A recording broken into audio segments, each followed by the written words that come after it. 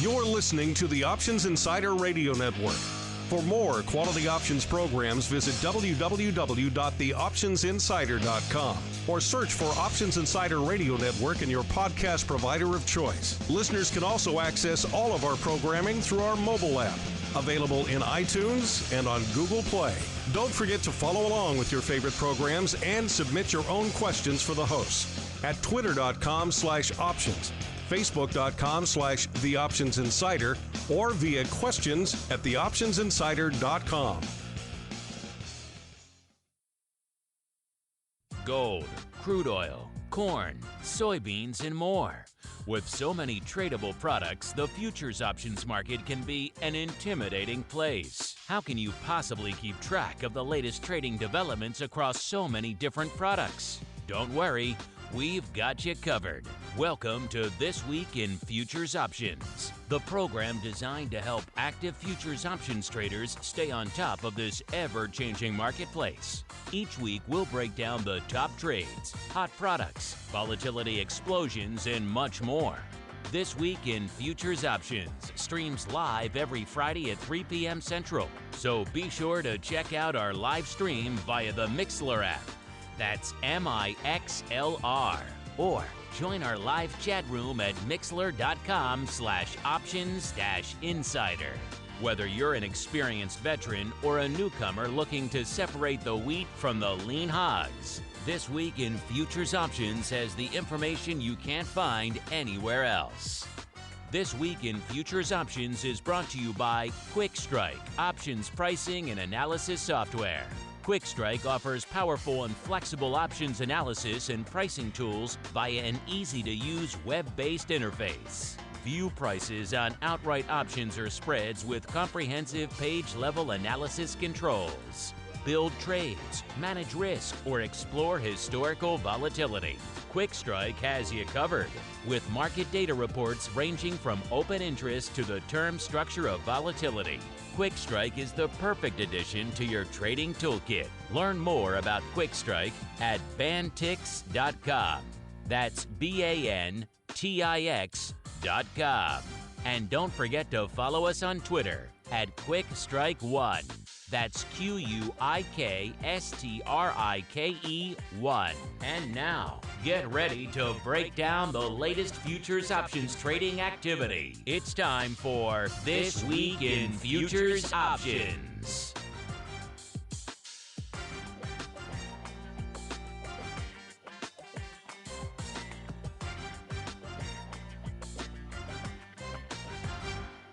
All right, everybody. That funky tune means it's time for the latest addition to the Options Insider Radio Network. Welcome to This Week in Futures Options. This is the inaugural edition, a sneak peek, if you will, of what's to come on a weekly basis for you. As the name implies, we're going to break down what's moving, what's shaking, what's trading, what's rocking, what's rolling from an unusual activity perspective, from a hot, big size trade perspective, from an open interest perspective, from a volatility skew and overall perspective, and just kind of the general trends and developments as well in the world of futures options. My name is Mark Longo from the optionsinsider.com, as well as, of course, from the ever-expanding Options Insider Radio Network. And where can you find all of our fine programming? Well, of course, the easiest place, the mothership, the flagship, the optionsinsider.com. Surf on over there, click on the Insider Radio Network tab, or the call-out on the right-hand side of the page, or indeed even that player right there in the middle of the screen, and you could start playing and streaming and downloading your favorite programs, including This Week in Futures Options. Of course, are also available pretty much wherever you find your favorite podcast programs: iTunes, TuneIn, Stitcher, soon to be on the Google Play Store whenever they turn on their podcast store, and of course via our own mobile app available for iOS, Android, and even the much beloved Fire OS.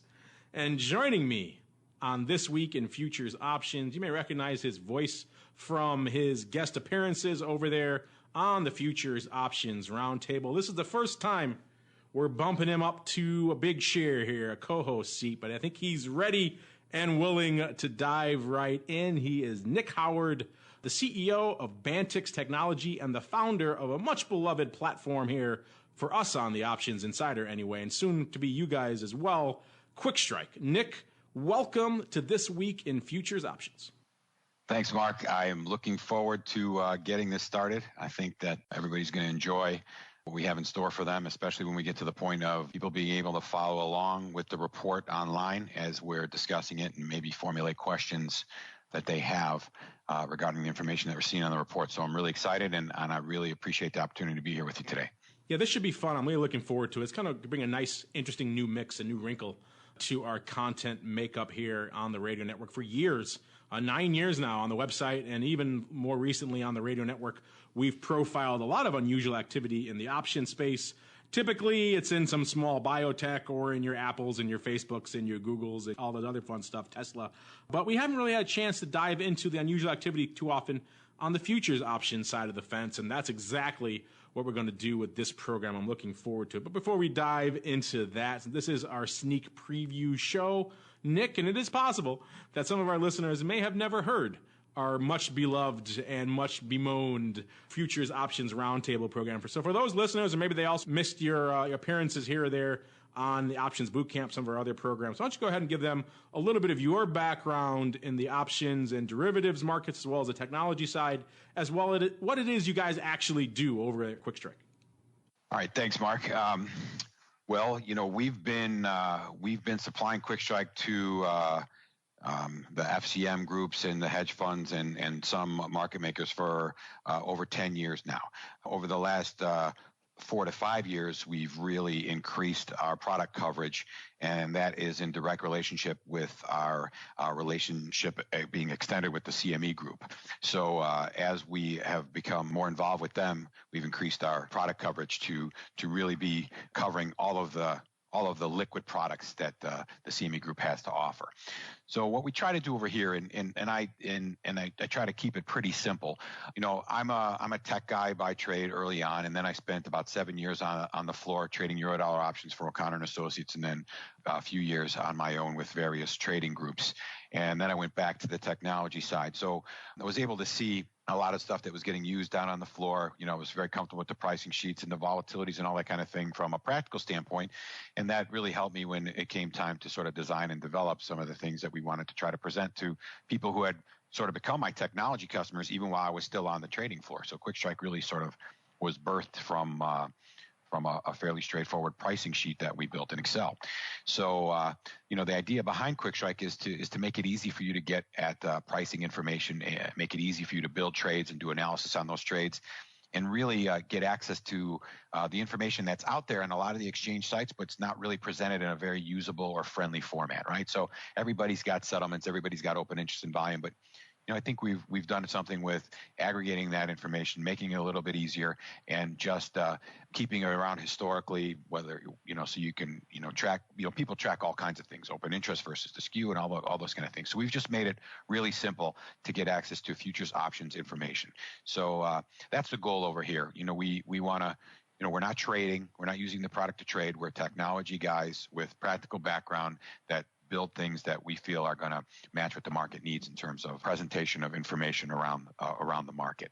So and really that's the whole idea that you and I discussed with this show. There's a new report that's going to be available out there to the public for free called This Week in Options. That's going to be available over on the CME Group website, and you're going to be able to follow along with us and take a look and see what we're talking about, see how we're using that report, and Mark and I will be able to dive more deeply into those numbers by using the premium version on the QuikStrike site, where we can go in and actually see a lot more detail about the individual expiration or the strike or the history of that. But I think it's going to be exciting to once we're live and once we really start talking about things, it's going to be great fun to sort of start looking at the futures options in a little bit more detail.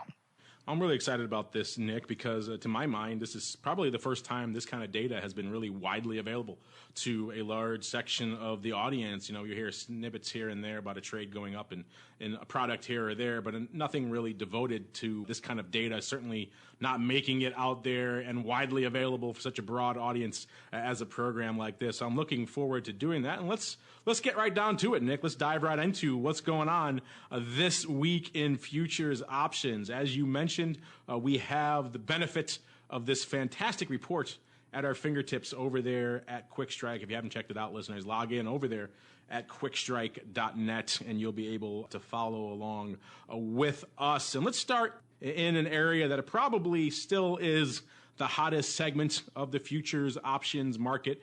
Pretty much has been leading the charge for the better part of the past year. A few other products have popped up hither and yon there, but pretty much when we've been talking futures and options over the past year or so, it's mostly started in the realm of the Texas tea, the WTI, the crude oil type products.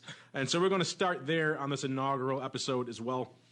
And Nick, I don't know, I've been watching this for a while now, ever since the big sell-off really began out there. I think it was October of 2014 when it really started to turn to the dark side.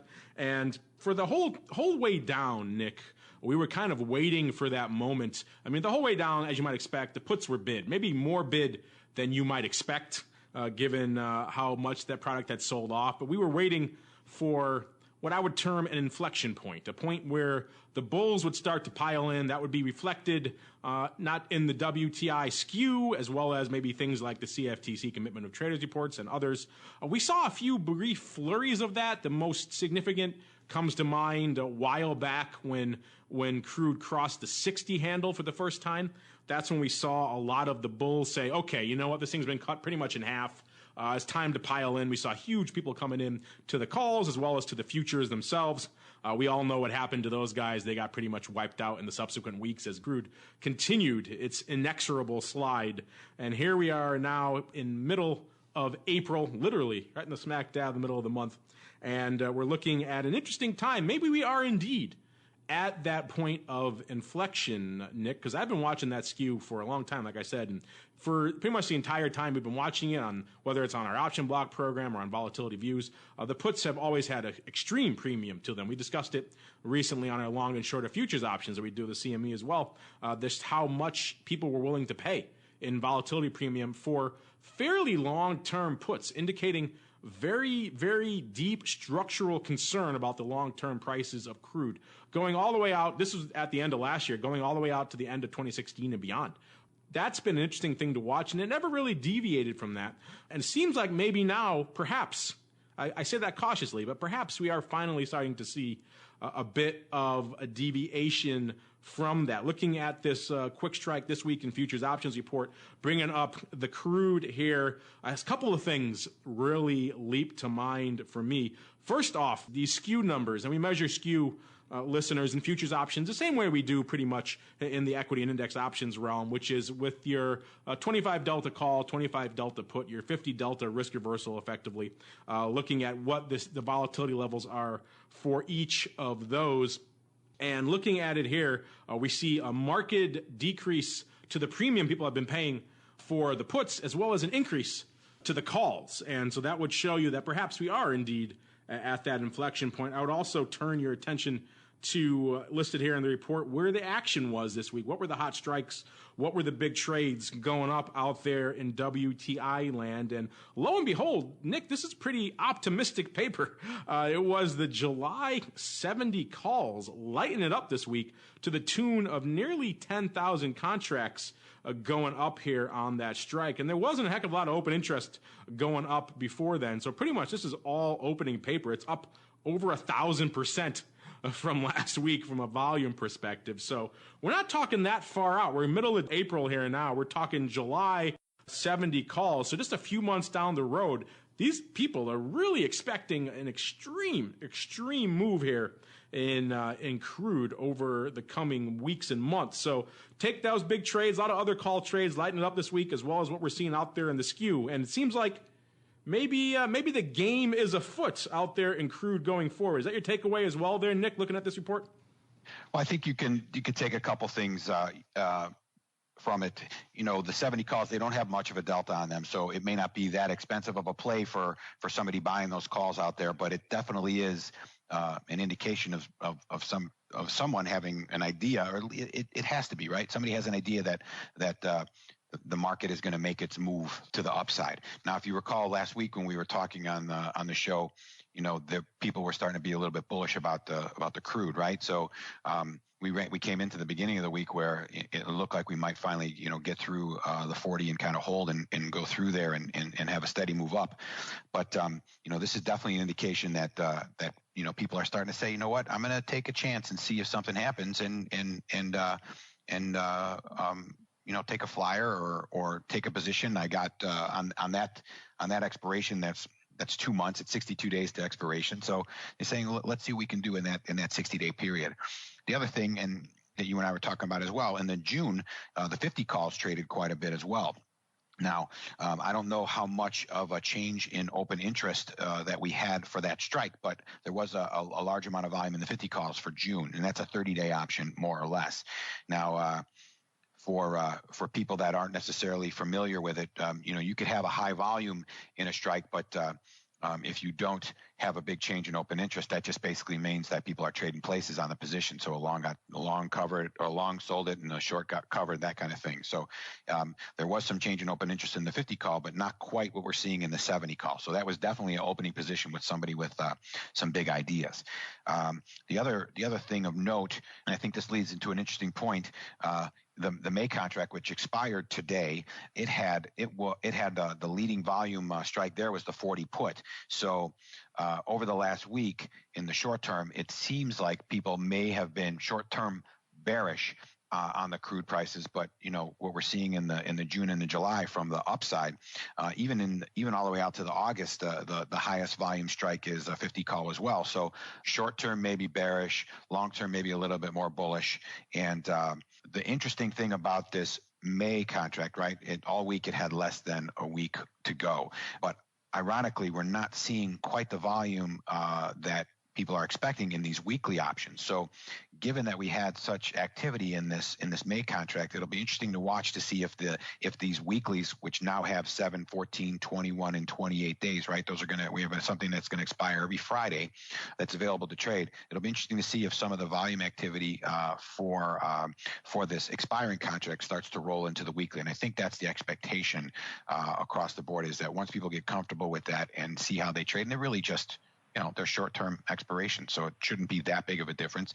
They're tied to whatever the closest underlying contract it happens to be at that time. So those are the things to watch. And I think that the gains that we had coming into the end of last week, those have been erased now in the crude. So it's anybody's sort of ball game in terms of which way we go. But to your point about the skew, if I look at the constant maturity skew, and that's where we always take for instance, I'm looking at the 60-day constant maturity skew, and that's saying we're always finding two expirations and then interpolating between the two to find the 60-day values. The skew has definitely come to be a point where it's settled a little bit higher than the low points that we've seen over the last 5 years. So we hit some back in June of 2014, we got above or around the zero mark where the calls were flat to the puts. But the puts, like you said, have been bid to the calls. But we're starting to see a trend on the upside, like you mentioned. And this report will give you an idea, at least over a weekly basis, what the market's expectation is. And the other thing too that we're going to start pointing out in this report as well is the put call ratio. Okay, so this is really telling you not only in the volume terms, but it's typically in open interest terms. We're going to show you in volume terms too. So we're going to see what the market thinks for that expiration in terms of, are there more puts out there or are there more calls? So that also gives you an idea. You can compare the put call ratio also to the skew to say, well, there's a lot of puts out there, so those are obviously more in demand. So that makes sense that the skew's bid to the put side. And then from the volume standpoint, you can start to look at it as like, well, where's the activity this week? Are people more interested in the upside or more interested in the downside? And you can really tie that to where how the futures are moving as well. So do we have sort of a steady state in the futures, but we had a lot of put buying, which means there's a bias on the downside, or were we moving up? So people started to buy puts to cover a potential move back down. So that's just sort of looking at the three most active months that we have in the crude, but a lot of interesting things, especially on that upside. So it will be fun to watch in the coming weeks whether that upside bias, at least on these opening strikes, starts to come into play.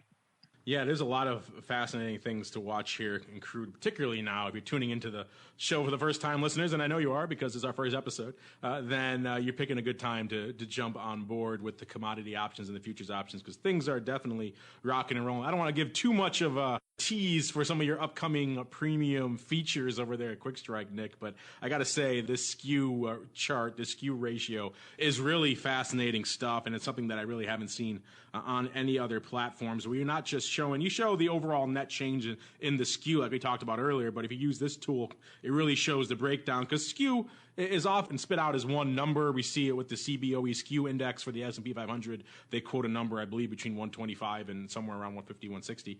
It's a weird way to quote skew because skew has two moving parts. It has the put wing and it has the call wing. And that's exactly what your skew ratio shows us here. What's going on with the volatility premium in the call wing and the put wing. And if you're looking at this tool, when I'm looking at it right now, Nick, and I know you are as well, our listeners will have to play along using their mental pictures. But effectively, there's been a very wide gap between the premium on the puts have been very expensive and the premium on the calls, which have not been as expensive. And now we're starting to see that gap narrow, meaning the calls are coming up and the puts are coming down. So that is yet another perhaps potential indicator that we are approaching that oh so important inflection point here where maybe the bulls will be back in force.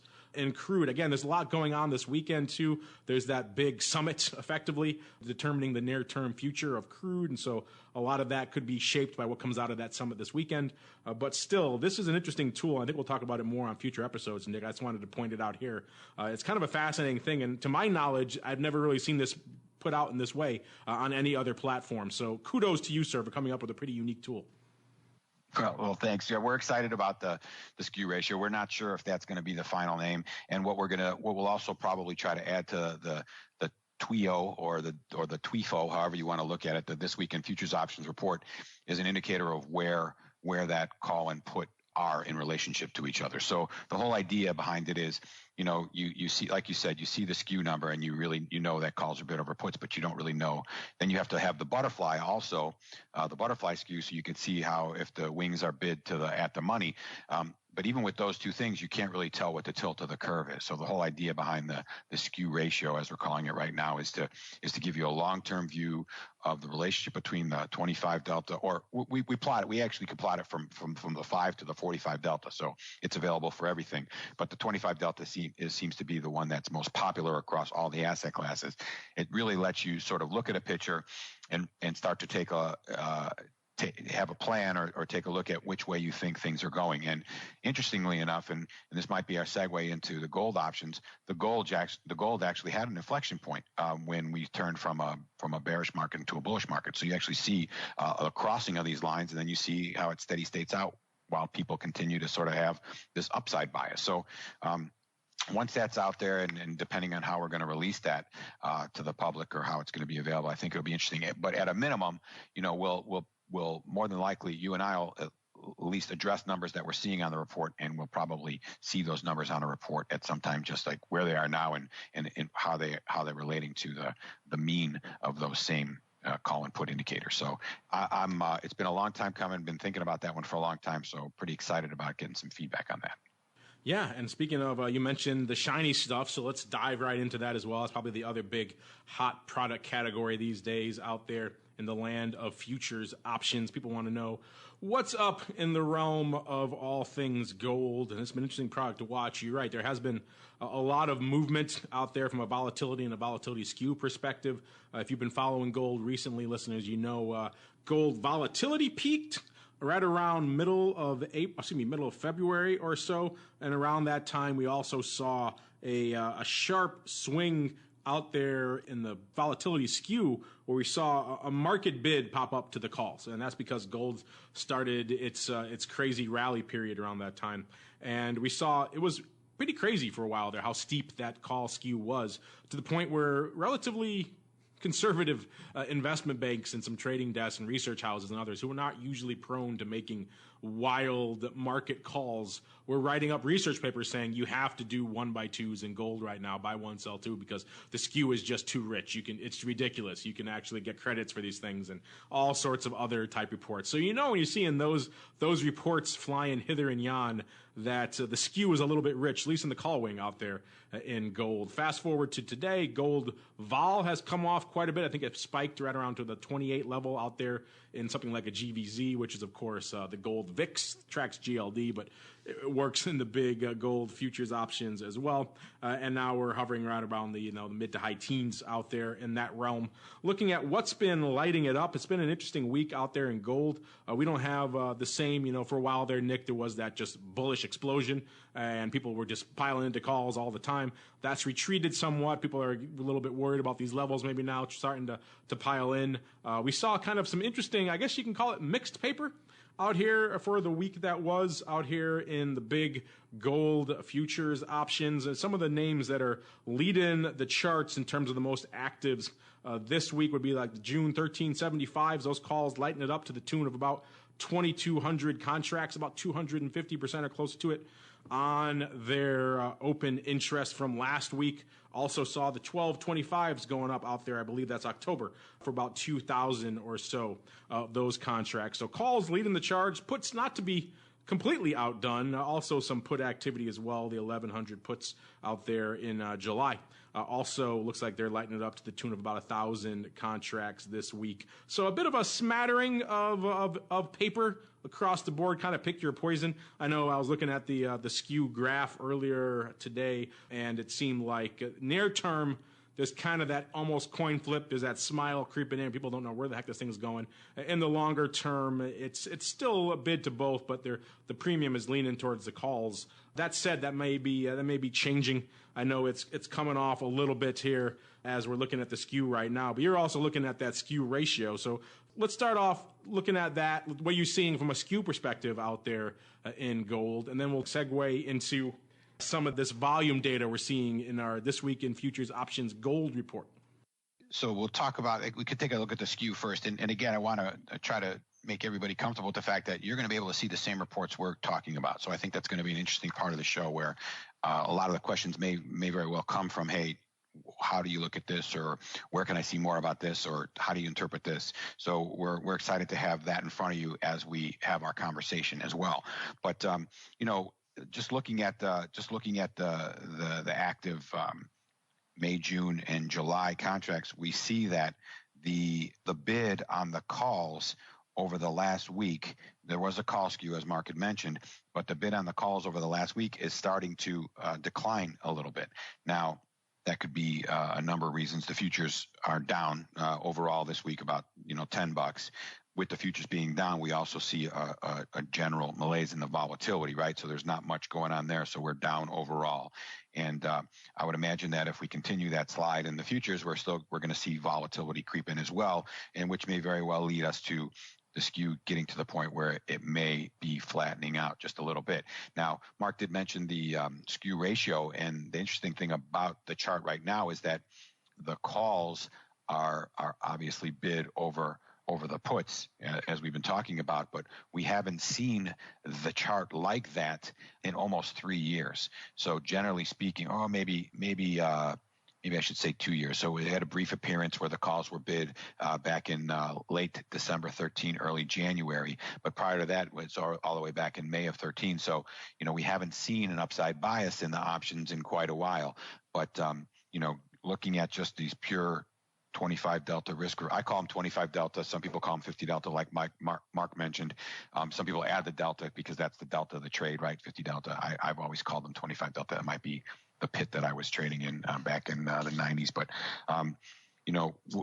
this will be another one to keep an eye on, right? Because it could be, as we talked about, it could be the puts just aren't as depressed as they were, and meaning they're just coming more back in line with where they should be, or it could be a fact that the calls are less in fashion than they were, along with the puts being more demand. So a volatility that's more in line with the at the money. So again, all these things will sort of, the nice thing about this is, it is a this week in report. So we'll always have last week's information in front of us, and then seeing how some of the things we talked about played out in the following week.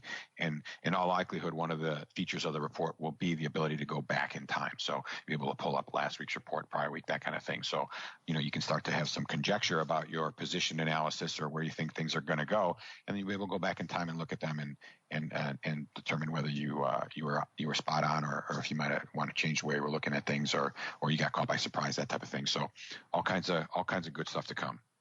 Yeah, I'm looking forward to that. Like I said, there's a lot of data to parse here. We're only kind of scratching the surface on this sneak preview episode. We'll get into more, of course, on future episodes. And we don't want to just talk crude and gold, even though we probably could for many hours here on this show, Nick. But before we wrap up our sneak preview, let's dive into a segment of the market that hasn't gotten as much love of late, but it's still been rocking and rolling of late. That is, of course, out there in the ags and all the softs and all the other non-Texas tea, non-shiny stuff type commodities that have been having some action. In particular, let's focus this week, I think, Nick, on the soybeans. They've been showing a little bit of activity of late, some signs of life. Why don't you run us through here as we wrap up this special sneak preview episode? Run us through what's catching your eye out here in the This Week in Options soybeans report for this week.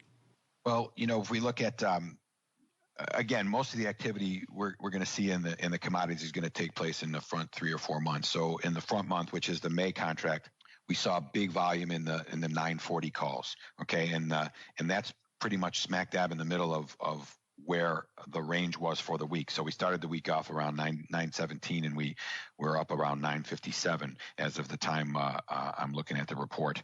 So the 940s are right in the middle of there. So without looking at what the futures chart looks like and whether we stagnated in there or whether there was a lot of trade. So it could have been we hung around there for a while as at the money. At the money's going to, in all likelihood, be generally going to be the more active strike of the strike ranges. But the point taken, we might have the highest volume here, but what we're seeing is that there was a close to some extent. So about $6,000 lot closing of that strike from an open interest standpoint, and that's almost a third of what's available there from an open standpoint. So high volume, always got to check the open interest to see if there's close opening interest. So it gives you an idea whether people go, this strike's dead, we want to get out of it, or we made our money on it because we were long that upside, right? We were long those 40s, we rallied through them, now I'm going to get out of them. So you can look at it that way. When you have a open interest that's going down, if it's going up, you can say, hey, this is a strike that may be in fashion, so we're getting a lot of new positions in there as well. Also, what we got out in the June contract had some pretty decent activity in the 900 puts, and also in the 900 puts in the July. So combined between the two, there's about a 36,000 in volume. And interestingly enough, the 900 puts in July, that had almost half of its volume had an increase in open interest. So there's definitely, even with this rally, again, just speculating based on, looking at the numbers, there's some opening positions on the downside of this bean contract. So, maybe some people are starting to think that this rally can't last, or it's got to come back off, or it can't sustain. It's up quite a bit from a percentage standpoint over the last week. So again, to the listeners, just looking at the report, these are the things we're able to see just by looking at the report, and you'll be able to see the same things too. So you'll see the two numbers next to each other, and you'll have a good idea of what the high volume winners were, and then how that if you happen to see a high volume number that actually it's also a high open interest winner, so then you really can start to say, well, that's some interesting activity for sure in that expiration. So that's what we got for the beans here today, Mark. Yeah, fascinating stuff. Like I said, we can probably spend a lot of time, and I'm sure we will on future episodes, exploring all of the many different and disparate segments out there in the world of futures options. One of the things, Nick, it's one of the reasons I really wanted to launch this program, because there's so many different areas we could really explore, and some of the maybe more esoteric product categories out there. Who knows? Maybe we get into lumber or the lean hogs, as well as the active stuff out there in the financials, and indeed the golds and the others out there. So it's going to be a nice change to see what's hot every week from a futures options perspective. So I'm looking forward to getting into that. But unfortunately, that's all the time we have for this special sneak preview episode of This Week in Futures Options. But before we go, Nick, tell our listeners if they want to follow along with future shows, they want to check what we talked about on past episodes, they want to just get the report for themselves, where should they go? What should they do? Well, the report's not out there just yet, so we're working with CME to get it out there in the next week or so. So you'll be able to find it on the tools and resources pages when you go and look at the different reports that are listed by clicking the QuikStrike Essentials, which is our free version of our premium product, QuikStrike Professional. You'll see a listing there for the report. To learn more about QuikStrike, you can go just search for QuikStrike in Google or on the CME Group website, or you can go to Bantix.com, Bantix.com. That's our company name, and you will be navigated directly to the QuikStrike page. And one closing comment about Mark mentioned lean hogs, and that's going to be the nice thing about the report. It's going to be available for all the liquid products. So if you're trading something, and even if there's not like crazy activity in a particular period of time, you'll be able to go and see what that activity is for that particular product very easily, all in a one-page landscape format that you can get all the information that you need. And then from there, if you need to dive in a little bit more deeply, then you can start taking a look at the other versions that are available on QuikStrike or the other free tools that are QuikStrike tools that are available on the CME Group website. All right, that's going to do it for this special sneak preview edition of This Week in Futures Options. I hope you like what you heard, because there's more coming at you. We'll be coming at you live as well every Friday. We're still working it out whether it's going to be 2 p.m. or 3 p.m. Central. Stay tuned to us on the website or on our social media to figure out. We'll tweet out the link and let you know exactly when we're going to start beaming the show to you live. But hopefully very soon, coming to you at a Friday near you, either 2 3 p.m. Central, a live version of this program as well, so you guys can follow along with the report live with Nick and myself. Ask your questions via the MIXLR chat room, as well as all the various social media outlets, and it should be a really fun time. And on behalf of Nick and, of course, myself, I want to thank all of you out there for tuning in to this very special new edition to the Options Insider Radio Network, and we'll see you next week for more of This Week in Futures Options. This Week in Futures Options is brought to you by QuikStrike, options pricing and analysis software. QuikStrike offers powerful and flexible options analysis and pricing tools via an easy-to-use web-based interface. View prices on outright options or spreads with comprehensive page-level analysis controls. Build trades, manage risk, or explore historical volatility. QuikStrike has you covered, with market data reports ranging from open interest to the term structure of volatility. QuikStrike is the perfect addition to your trading toolkit. Learn more about QuikStrike at Bantix.com. That's Bantix.com. And don't forget to follow us on Twitter at QuikStrike1. That's QuikStrike1.